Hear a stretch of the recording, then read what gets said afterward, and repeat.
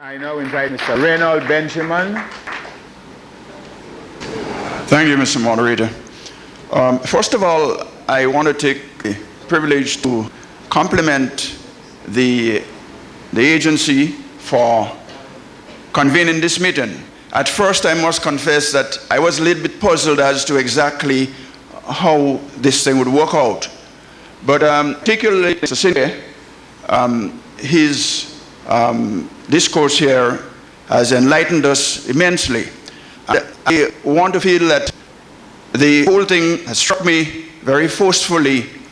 I think Mr. Robertson said that is slavery. But I want to add, it is not just another dose of economic slavery, but it's also accompanied by economic terrorism. When we hear the scope of the trade liberalization as it will affect us. So it also reminds me that given the situation we are in now, it reminds me a little quote, a man is never more fully alive than when he looks death in the eyes. And that's where we are vis-a-vis the NUTMEG Association and the farmers. Yeah. Now, Mr. Moderator,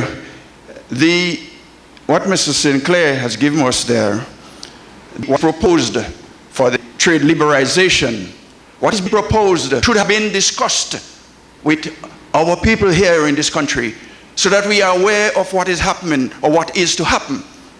And what is worse is that I can't understand how against what is to come, government would accommodate an investor to carry on or to begin value-added products for nutmegs, when in fact, knowingly of what is to come, the World Trade Organization, what was the cautious approach taken, or where is the responsibility to protect and so guide whatever the decision that was made to give the investor the privilege to operate? I just cannot comprehend. It leaves a question where one could feel that, is it a clandestine approach? I mean, one can suspect anything in the absence of consultation. And it is against this background that I'm wondering, what is our position? It is very obvious that the nutmeg industry means a lot and so much to this country that I still think it is underplayed. I think one of the speakers mentioned the impact of the buses strike. Seem to have gained more momentum and more, what's the word I'm looking for, concern, expression of concern than the Nutmeg Association. It must be understood that the economic impact of the Nutmeg Association and this country is so great. But from the time we have faced being devastated, there is still a great silence. But there is a lot of noise in silence.